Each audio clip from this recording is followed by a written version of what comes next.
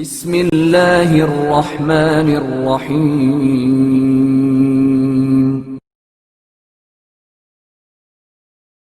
کب ایمان لایا اور کب توبہ کی؟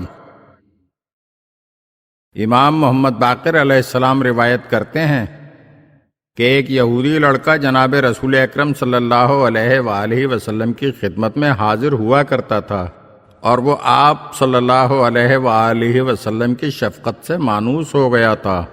حضور اکرم صلی اللہ علیہ وآلہ وسلم نے بھی اسے کبھی آنے سے منع نہیں کیا، اور کبھی کبھی وہ چھوٹے موٹے کام بھی کر دیا کرتا تھا۔ مثلاً حضور اکرم صلی اللہ علیہ وآلہ وسلم اسے کوئی خط لکھ کر دے دیا کرتے تھے کہ اپنے فلاں رشتہ دار تک یہ خط پہنچا دو۔ پھر ایسا اتفاق ہوا کہ وہ بچہ کئی دن تک آپ صلی اللہ علیہ وآلہ وسلم کی خدمت میں شرفیاب نہ ہوا۔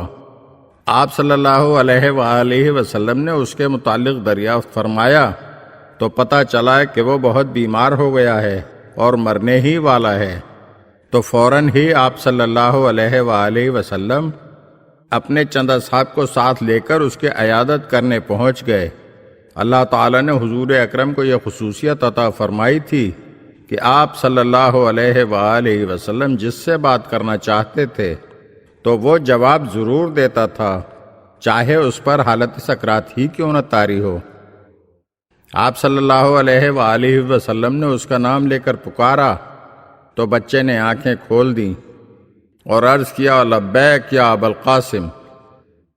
آپ صلی اللہ علیہ وآلہ وسلم نے اس سے فرمایا، کلمہ شہادت زبان پر جاری کرو، خدا کی وحدانیت اور میری رسالت کی گواہی دو۔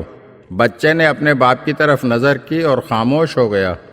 معلوم ہوتا تھا کہ بچہ باپ سے ڈر گیا تھا، یا باپ کی موجودگی میں اسے کلمہ پڑھتے شرم محسوس ہو رہی تھی۔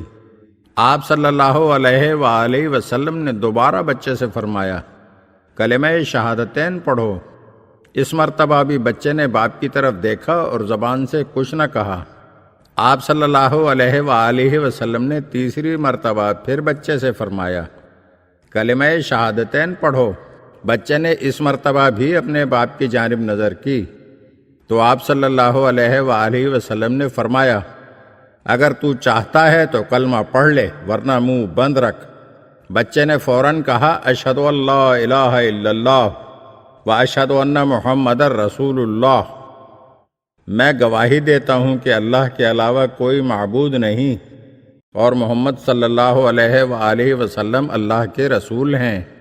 ادھر کلمہ طیبہ بچے کی زبان پر جاری ہوا، ادھر بچے کی روح قفس عنصری سے پرواز کر گئی۔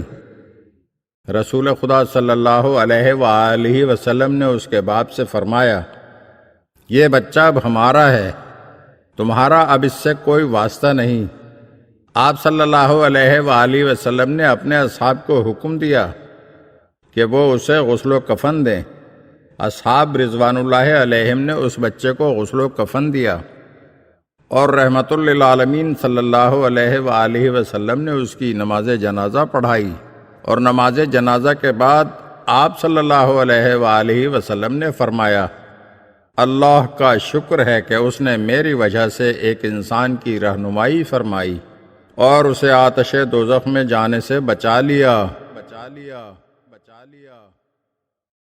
اگر آپ ہمارے چینل کی نئی ویڈیوز دیکھنا چاہتے ہیں تو ہمارے چینل کو سبسکرائب کریں اور گھنٹی کے بٹن کو دبائیے تاکہ ہر آنے والی ویڈیو آپ کو جلد موصول ہو سکے۔ اور ہاں، لائک اور شیئر ضرور کیجیے اور اپنے قیمتی کمنٹ سے ہمیں آگاہ کیجیے۔